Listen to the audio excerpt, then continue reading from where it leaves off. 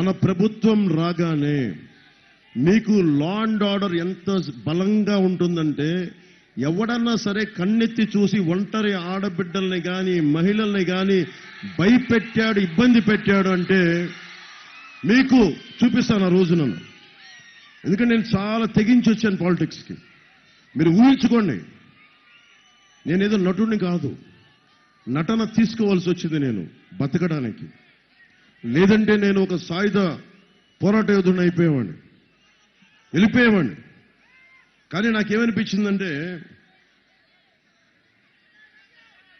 I love you two.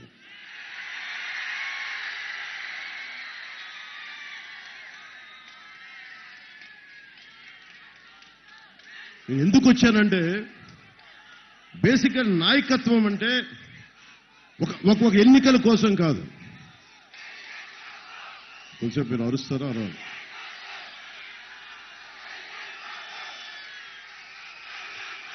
మీరు slogans ఇచ్చారనుకోండి, మీ slogans నేను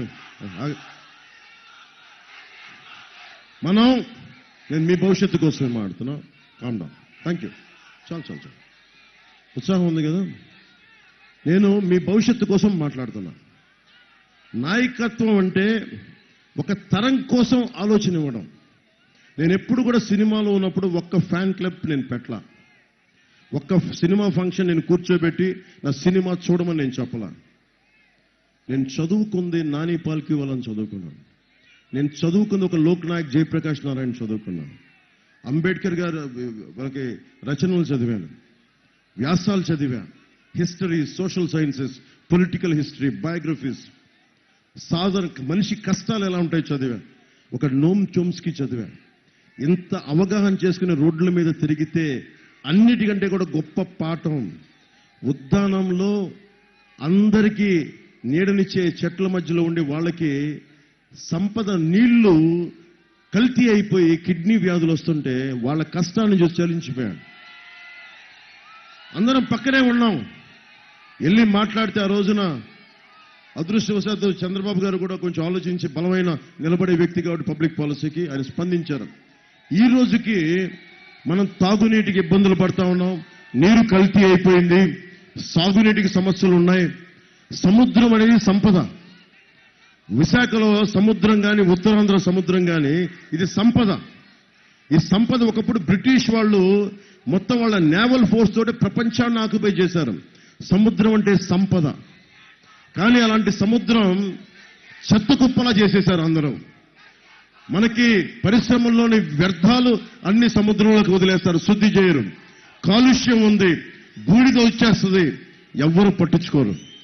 ఏదైనా మాట్లాడితే ఎవరికి సమయం లేదు. ఒక ప్రమాదం జరిగినప్పుడు, ఒక ఎల్జీ పాలిమర్ జరిగినప్పుడు బయటకు వస్తాం, విషవాయువులు వచ్చినప్పుడు బయటకు వస్తాం. నాకు కూడా చిరాకు ఉంది నా మీద. నేను ఒక రోడ్ల మీదకి వచ్చి మాట్లాడగలను, చేయగలను. కానీ నిజంగా నేను అసెంబ్లీలో ఫస్ట్ టైం ఎప్పుడు రిగ్రెట్ అయ్యానంటే, నన్ను గాజువాకలో గెలిపించున్నా, భీమవరంలో గెలిపించున్నారే, మన పాలిమర్స్ విషయంలో, ఎల్జీ పాలిమర్స్ విషయంలో గొంతినిపించేవాడినే. ఫీజు రీఎంబర్స్మెంట్లు రాలేదే, అరే యువత తాలూకు వేదనను వినిపించేవాడినే. అరే మత్స్యకారులకి సరైన భృతి ఇవ్వలేదే, అది వినిపించేవాడినే. వాళ్ళకి వలలు, బోట్లు కూర్చొని ఏమి ఇవ్వాలి అది వినిపించేవాడినే. రైతులకి మద్దతు ధర లేదు, అది వినిపించేవాడిని. 30,000 మంది పైచిలకు ఆడబిడ్డలు అదృశ్యమైపోతే వచ్చి ఒక్కొక్కరిని ఒక్క ఎమ్మెల్యేగా ఉన్న 151 మందిని చొక్కా పట్టుకొని నిలదీసేవాడిని అసెంబ్లీలో. అలా అనిపించింది. నేను ఈ రోజున కోరుకుంటుంది ప్రచారం. నేను ఈరోజు జస్ట్ కూటమికో లేదంటే జగన్ ఓడించడానికో రాలా.